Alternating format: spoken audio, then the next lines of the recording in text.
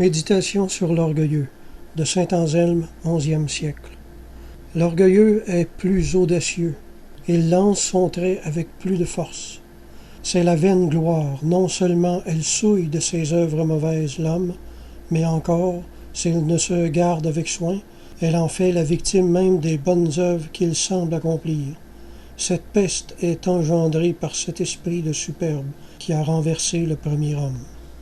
L'envie, donc, quand elle s'est emparée du malheureux, le brûle.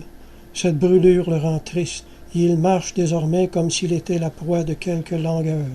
L'orgueil commence par lui ôter la vertu d'aimer Dieu et son prochain.